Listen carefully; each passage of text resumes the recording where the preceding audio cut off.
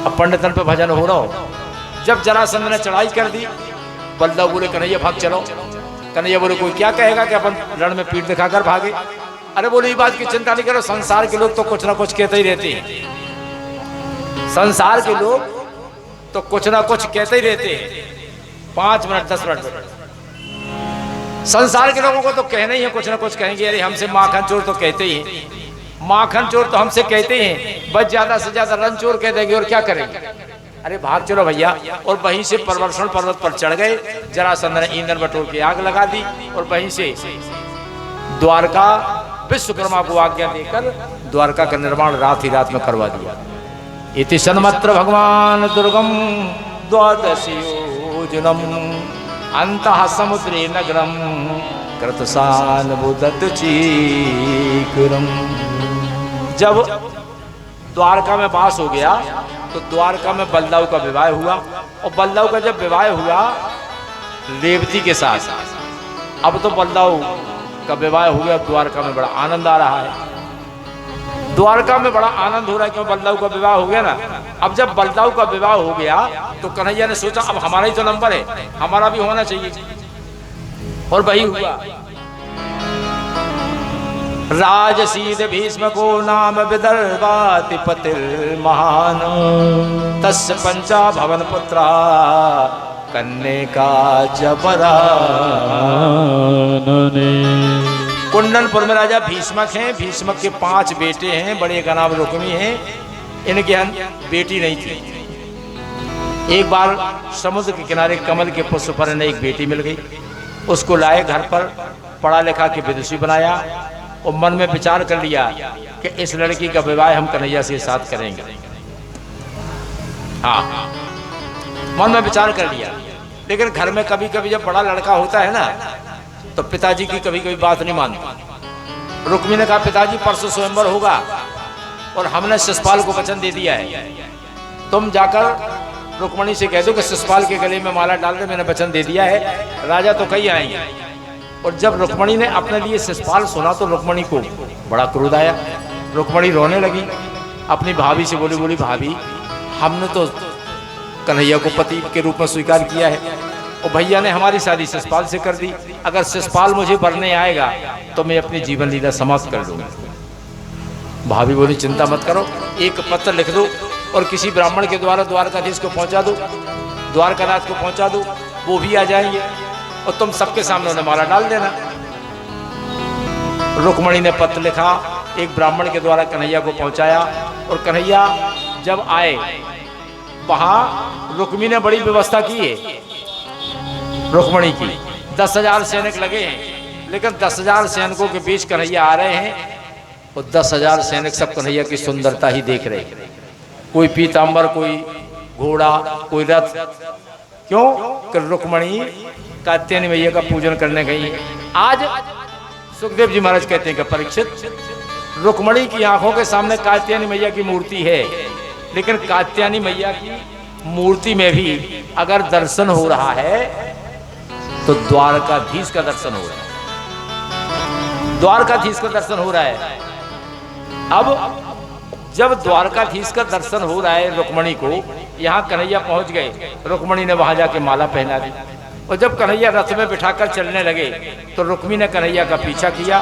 रुक्मी ने पीछा किया और जब भीष्मक आए बोले बेटा हमारी पुत्री लक्ष्मी है और लक्ष्मी का विवाह नारायण के अलावा किसी से होता नहीं,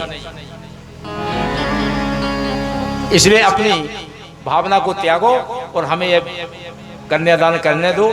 जब रुक्मणी का विवाह हुआ तो रुक्मणी अब बड़ी प्रसन्न हो रही है। अभी सुना था शिषपाल तो दुखी हो रही थी और अब जब कन्हैया के साथ विवाह होने जा रहा है, बड़ी सुंदर पंक्तियां हैं। आओ मेरी सखियों मुझे मेहंदी लगा दो, आओ मेरी सखियों मुझे मेहंदी लगा दो, मेहंदी लगा के मुझे इतनी सजा दो, मुझे श्याम सुंदर की दुल्हन बना दो, मुझे श्याम सुंदर की दुल्हन बना दो, मुझे श्याम सुंदर की दुल्हन बना दो। आओ मेरी सखियों मुझे मेहंदी लगा दो, मेहंदी लगा के मुझे इतने सजा दो, मुझे श्याम सुंदर की दुल्हन बना दो, मुझे श्याम सुंदर की दुल्हन बना दो। जय हो।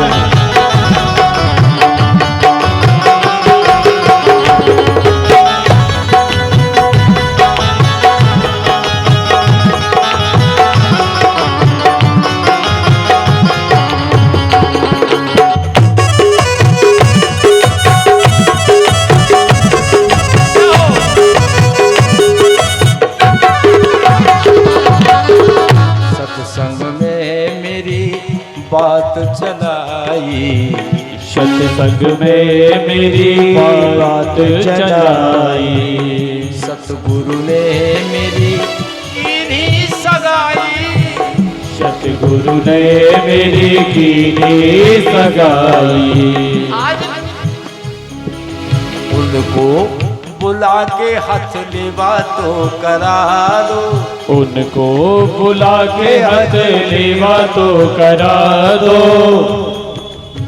उनको बुला के हाथ लेवा तो करा दो, उनको बुला के हाथ लेवा तो करा दो, मुझे श्याम सुंदर की, मुझे श्याम सुंदर की दुल्हन बना दो, मुझे श्याम सुंदर की दुल्हन बना दो। जय हो।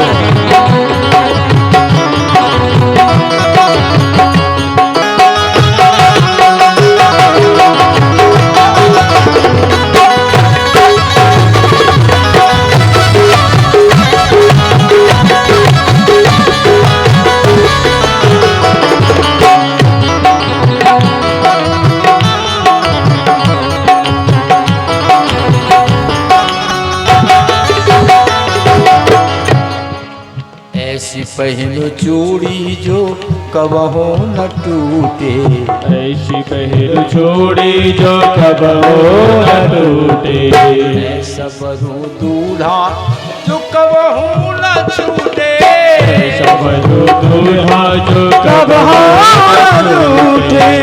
सोच रही है रुक्मणी, अटल सुहाग की बिंदी लगा दो, अटल सुहाग की बिंदी लगा दो, अटल सुहाग की बिंदी लगा दो, अटल सुहाग की बिंदी लगा दो, मुझे श्याम सुंदर की दुल्हन बना दो, मुझे श्याम सुंदर की दुल्हन बना दो।